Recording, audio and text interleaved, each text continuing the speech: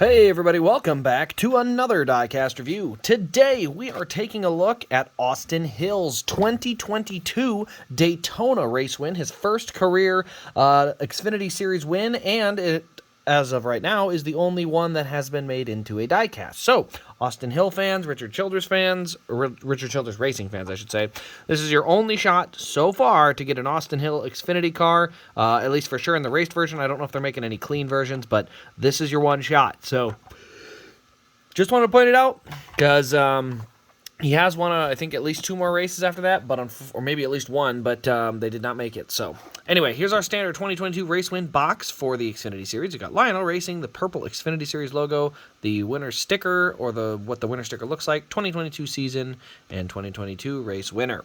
Here you can see the render of the car there. Pretty clean. It is Daytona, so it does stay fairly clean on that one. And one of 528 made in this car. So it comes with two different inserts. It comes with the race win card here. Austin Hill, Beef, It's What's for Dinner 300 champion, February 19th, 2022. Going to the back, time of the race, 2 hours, 11 minutes, and 46 seconds. Started second on the day, led 29 laps, and it ended under caution. Also does come with the very first, technically, because it was the first race run in the new color, so the new Xfinity Series win sticker in purple. And yeah, let's go ahead and get down onto the car here. So first things first, I've mentioned it before, but I am not a fan of these banners. I do not like the idea that Xfinity gets to just say that the car has to have a purple banner. If you notice, this car is blue and white. It's a blue and white car all the way around. Tires are black. Window net's black. Usually these are black, so it's not usually a big deal to have a black Xfinity banner. But for here, they chose to go with purple. And like I said, it just looks weird. I mean, look at this car. Purple just kind of thrown on top of the car. And I know Xfinity likes it because it's their color. My problem is I don't like it because if you have a car like, say, Noah Gragson's car, looks really, really good, and all of a sudden you have a random splotch of purple thrown in there, I'm not a huge fan of it. And unfortunately, I saw for this year, the Craftsman Truck Series is going to have a giant red Craftsman banner across the front. Like, I'm sorry. I'm not a fan of that. I don't like the idea of having a car. Maybe you're going for a certain type of look. You know, it's going to look more of a light color or a dark color. Hell, even a blue color. Like, imagine a car like this, but it's mostly blue, and then you have a random red banner across. Like, it sticks out like a sore thumb. And I don't think that's a good thing. I think NASCAR has got to step in at some point and tell these sponsors, hey, look, you can sponsor the series, we'll put you on the banner, everything like that, but we can't put color on the banner. The color has to be reserved to playoffs only. Then I can get on board with it, but I just hate the fact that, like this car here, that purple banner looks out of place. It drives me nuts.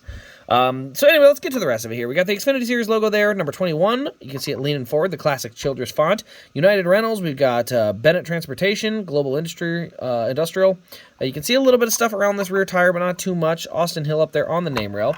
Let's go to that windshield banner I've been complaining about. We got Hill, 3 little tear-off triangles up here. Let's see if we can get closer. There we go, Hill. 3 or 4? A few tear-off triangles. That's how many are up there. A few. Going to the back, we got the rookie stripes here, United Rentals. Global Industrial. Oh, that's right, Global Industrial. I've actually used them to buy shrink wrap before. We got Hill on the rear window as well, and then 21 up here on the roof. You can see it's a white number 21 with a blue outline. And then, yeah, that's what we got there. So, going around to the right side of the car, he did keep it fairly clean. It is Daytona. And basically, oh, yeah. Need to stop recording these at 1 a.m. But basically the thing is with this car specifically, because it was ran at Daytona and he kept it fairly clean, you don't see a ton of stuff. You can see a little bit of the texturing there behind the All-School uniforms. That's kind of that little honeycomb design for the composite body. You can see we got our number 21 there. You got United Rentals. You can see the exhaust there. All the markings around the tires and stuff. Just, it is Daytona, so you don't get quite as much of the race detail. Here on the front, you can see a little bit. You can see some of the rubber particles that kind of bounce off the hood or the nose and leave little marks on there. But otherwise, it is fairly clean. No marks on the grill. Nothing like that. Let's go ahead and look under the hood. There we go. So under the hood, silver. Ooh, that's not even that clean. Oh, maybe it is. Maybe it's just a little dust. Yeah, it is. So anyway, silver valve cover, silver air filter, and then the rest of it's just kind of a black block. No posable wheels underneath, just your basic plastic chassis, nothing super crazy. Overall, it's a solid race win in terms of significance being his first career win. In terms of the race damage, there's really none. this would be about all you can really say. This little bit of dirt and stuff on the front, that's about all there is for race damage. You could, I guess, say a little bit on this left rear, but otherwise, that's really all we have for the race damage on this car. Paint scheme is a little dull, so I can see why this one was in risk of not getting made. It's just dull paint scheme. Not a huge fan base behind Austin Hill, at least not yet, as he's, getting into the Xfinity series, but also, not a ton of race damage to this car either, so not an overly exciting race win, but, there's still some significance to it, especially considering where it ran at and stuff like that, so.